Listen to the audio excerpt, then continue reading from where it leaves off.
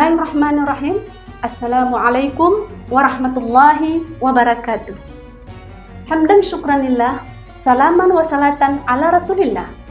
Syukur alhamdulillah, marilah sama-sama kita panjatkan kehadiran Allah Subhanahu wa Ta'ala, yang mana pada kesempatan yang sangat berbahagia ini, di bulan Ramadan ini, kita masih diberi kesehatan umur yang panjang sehingga kita dapat melaksanakan ibadah puasa dengan sempurna.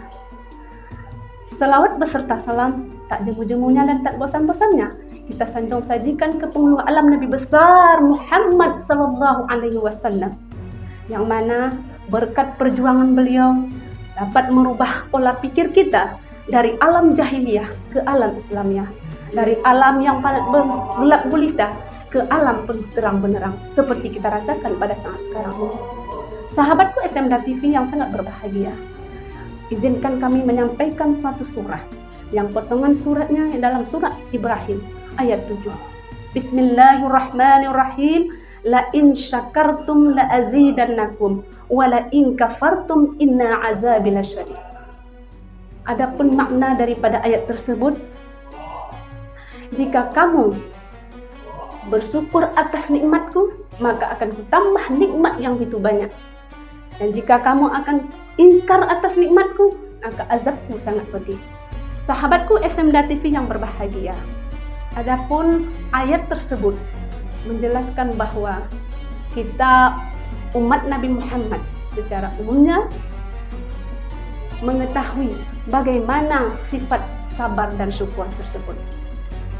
Ayat tersebut menjelaskan rasa syukur kita kepada Allah atas nikmat yang diberikan kepada kita, bukan saja nikmat harta yang melimpah, tetapi nikmat kesehatan, umur yang panjang sehingga kita dapat melaksanakan ibadah puasa.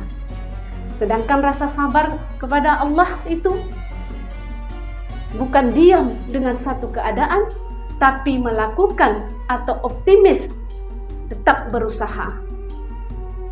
Sehingga kita dalam menjalankan ibadah puasa ini hidup terasa tenang. Dua sifat tersebut adalah sangat mulia yang bisa membawa keberkahan di dunia. Bukan saja di dunia, tapi membawa kebahagiaan yang abadi dunia dan akhirat. Dalam surah Ar-Rahman ada beberapa ayat yang bunyinya fabi ayyi ala rabbikuma tukadziban. Ayat tersebut menjelaskan, nikmat manakah yang engkau dustakan, kata Allah. Nikmat manakah yang engkau dustakan? Jadi nikmat tersebut, maka kita syukur yang diberikan oleh Allah kepada kita, baik nikmat itu kecil maupun nikmat itu besar. Nikmat yang sangat besar itu adalah kesehatan yang masih ada kepada kita, kesempatan yang masih ada pada kita, lebih-lebih di bulan Ramadan ini. Marilah saudaraku SMDA TV yang sangat berbahagia, kita jalankan ibadah puasa ini dengan khusyuk, dengan bagus mungkin, yang beraktivitas kerjakan aktivitas kita seakan-akan kita ini hidup di dunia ini, hidup selamanya, dan seakan-akan mati itu mati besok. Mari lakukan ibadah dengan sebagus mungkin, ingin mendapatkan ridha Allah Subhanahu wa Ta'ala. Demikian ceramah singkat dari kami.